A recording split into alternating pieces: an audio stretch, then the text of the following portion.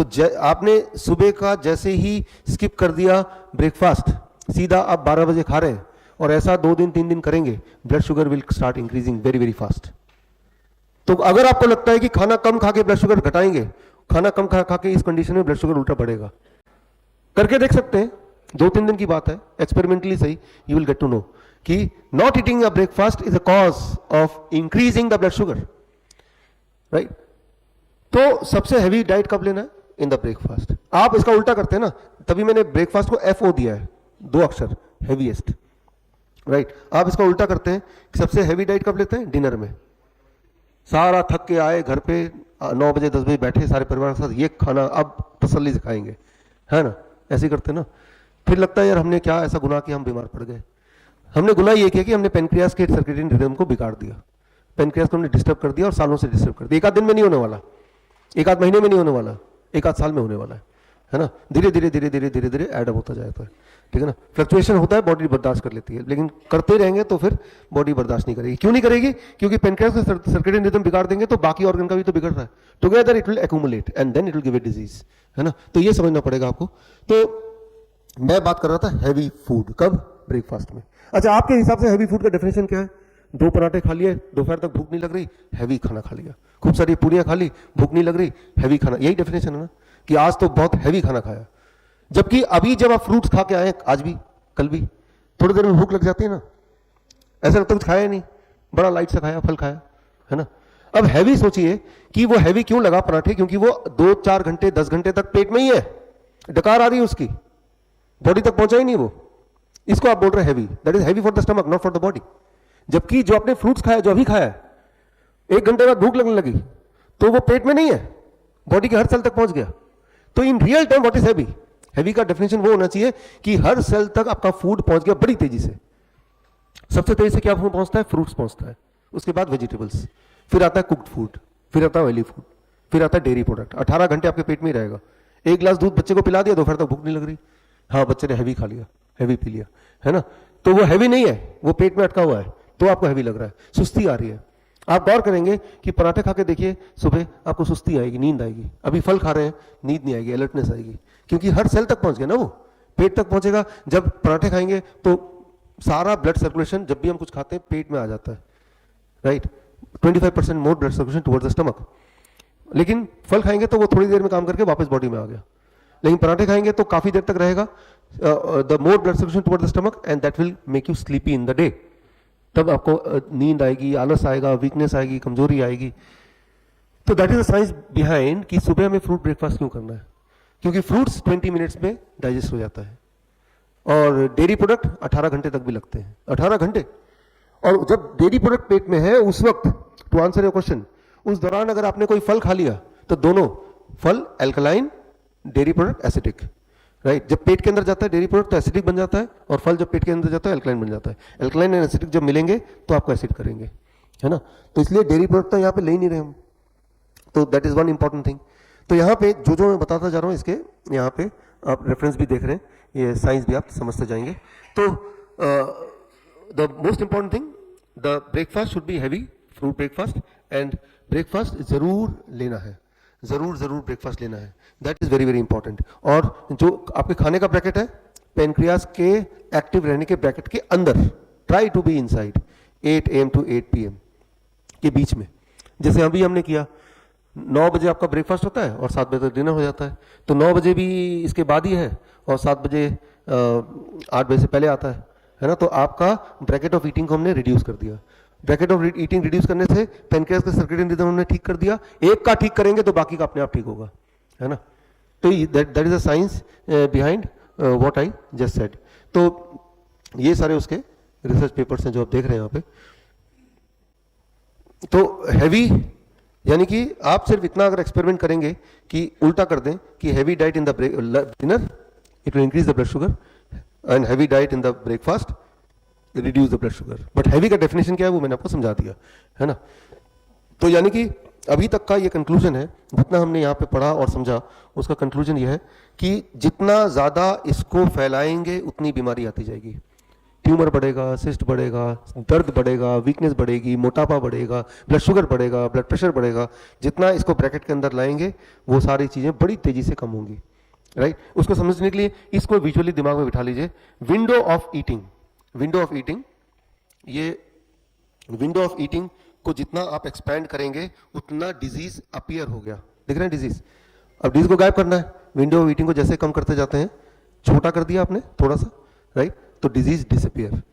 खाने को कम करने नहीं बोला, खाने की टाइमिंग को कम करने बोला है, और टाइमिंग को इन बिटवीन रखने बोला है, इन बिटवीन, राइट। तो कई लोग होते हैं, जैसे कल बात कर रहे थे, जो नाइट ड्यूटी में काम करते हैं, रात को दिन में सोएंगे फिर वो तो, है ना, जैसे सोल्जर हैं, जैसे इमरजेंसी डॉक्टर्स हैं, जैसे पायलट्स हैं, है ना, कई सारे ऐसे फील्ड्स हैं जहाँ पे रात को ही काम करना पड़ता है।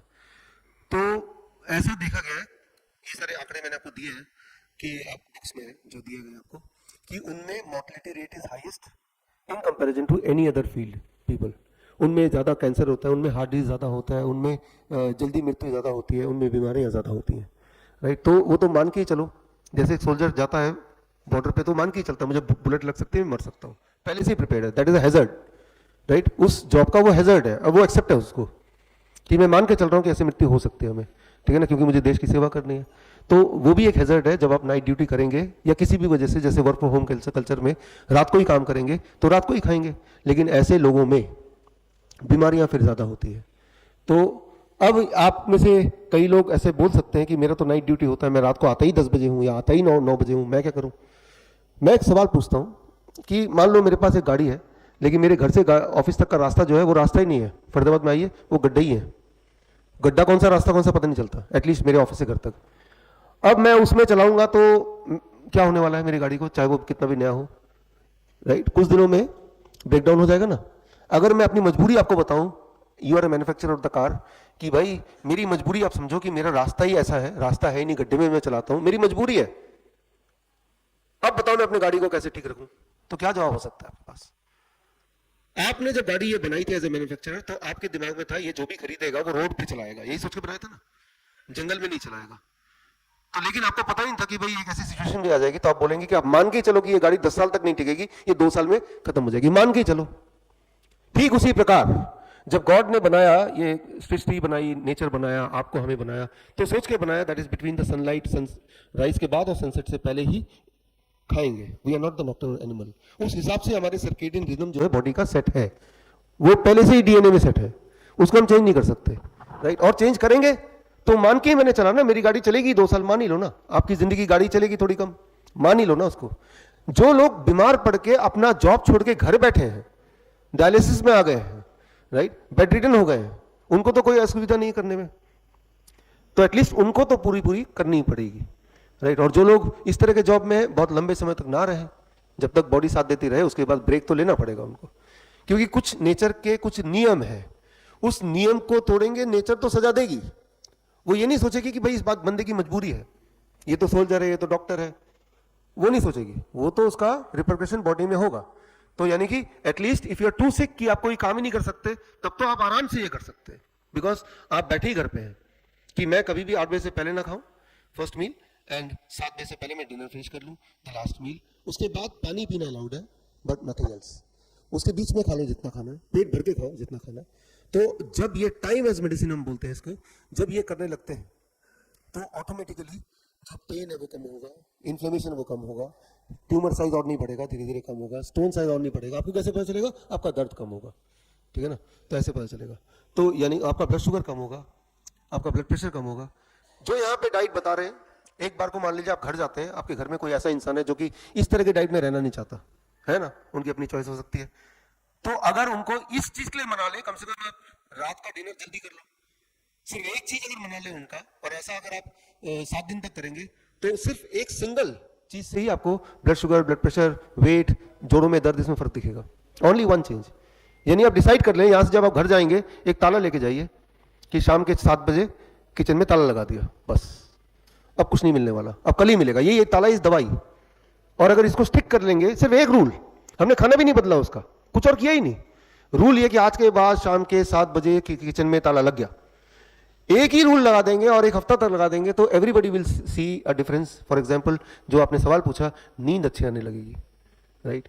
नींद अच्छी आएगी तो सब कुछ ठीक होने लगेगा, सुबह पेट साफ होने लगेगा। अभी खाना नहीं चेंज किया उनका, we did not change the food, right? तो हमें सर्केडियन क्लॉक, जैसे आपने कल सवाल पूछा इधर कि हर बीमारी सीकेडी किडनी की हर बीमारी का एक ही तरह का इलाज क्या है? हम किडनी नहीं ठीक कर रहे, हम कैंसर नहीं ठीक कर रहे, हम बॉडी का सर्केडियन क्लॉक ठीक कर रहे हैं। सर्केडियन क्लॉक ठीक हो तो बॉडी ठीक करता है। एक डॉक्टर किसी की हड्डी टूट गई तो डॉक्टर हड्डी जोड़ता है क्या? वो तो हड्डी को एक जगह रख देता है। जोड़ने का काम तो बॉडी ही करता है ना? वो उस डॉक्टर को पता है राइटली कैसे जुड़े, एक जगह रख देता है, वो जोड़ता तो बॉडी है। तो ठीक तो बॉडी करेगा, लेकिन बॉडी को एक वातावरण तो देना पड़ेगा ना। हम सिर्फ वातावरण देने का काम कर रहे हैं। वातावरण देने के लिए जो मैंने बताया ये हमारा नेचुरल साइंस है। आप चिड़िया को देखेंगे एक पर्टिकुलर टाइम के बाद नहीं खाएगा, किसी भी जानवर को देखेंगे उनका एक रूटीन है, इनबिल्ट ही है वो उनके अंदर। डोमेस्टिकेटेड को छोड़ दो, उनको तो जो उसका मालिक देगा, जब उठाएगा वैसे ही करेगा वो, उसको छोड़ दो। वाइल्ड में देखो आप, राइट? जैसे मैंने चूहे का एग्जांपल कल दिया था, राइट? जिनके कंट्रोल में उनकी जिंदगी है, उनका आप देखो, चूहे को सुबह कुछ देंगे तो खाएगा नहीं, वो खाएगा ही रात को, राइट? तो उनका सर्केडियन रिदम के हिसाब से वो सब चलते हैं। और हमने ब्रेक किया तो बॉडी में रिप्रिकॉशन, उसको ठीक कर लेंगे तो फटाफट ठीक हो जाएंगे, right? So that is one factor, that is called the time as medicine. इसको अगर थोड़ा और आगे लेके चलते हैं,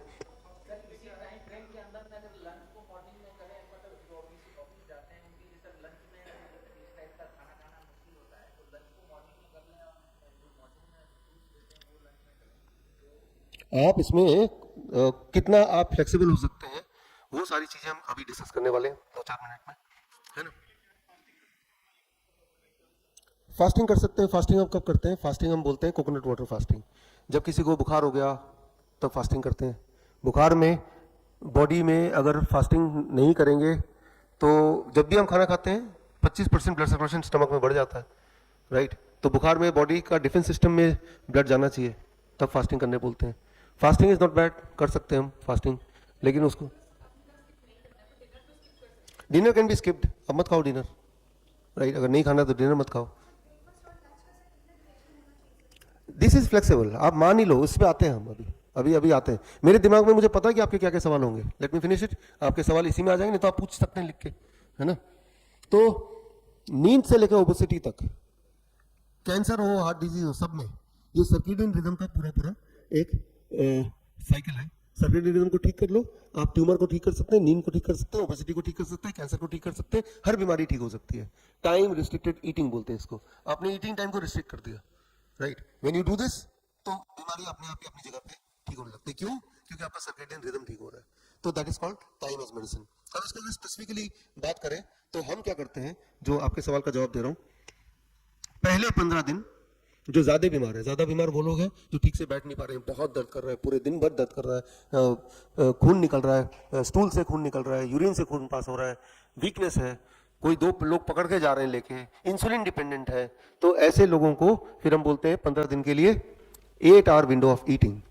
8 घंटे में ही खाना खत्म कर लो, राइट? 10 बजे सुबह ब्रेकफास्ट, शाम के 6 बजे डिनर, फिनिश, राइट? 15 दिन तक। तो window of eating is 8 hour. Fasting कितने घंटे का हो गया? 16 आवर। 16 घंटे फास्टिंग। कम खाने नहीं बोला, कम टाइम में खाने बोला है।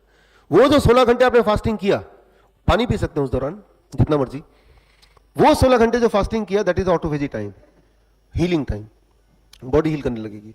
तो 15 दिन के अंदर अधिकतर पेशेंट में हमने देखा है वो पेशेंट में काफी रिकवरी हो जाती है, खुद चलने फिरने लगता है, एनर्जी उसकी आ गई है, पेन काफी सारा कम हो गया है, इंसुलिन ना के बराबर रह गया है।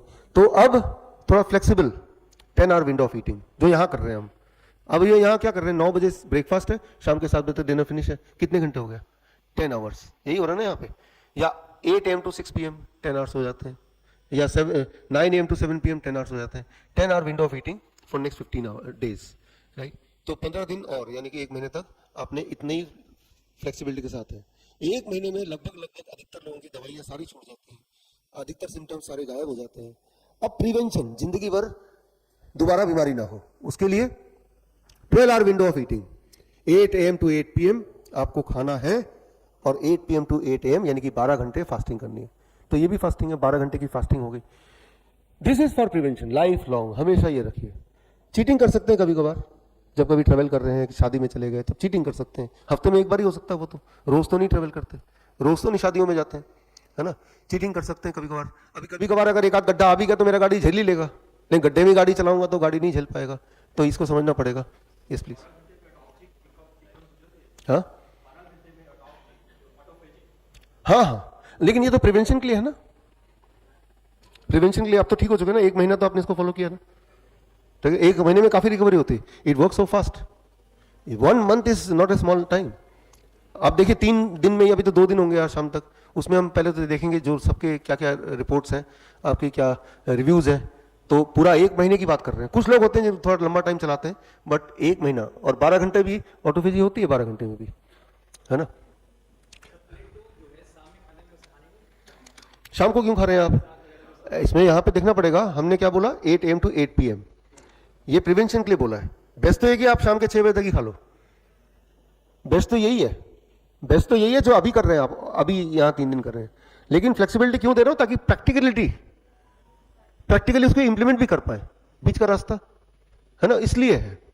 आप तो कोशिश कीजिए 6 बजे तक कर, लेकिन 8 बजे तक भी कर लेंगे ना उसको, तो भी ऐसा कोई हार्म नहीं होने वाला।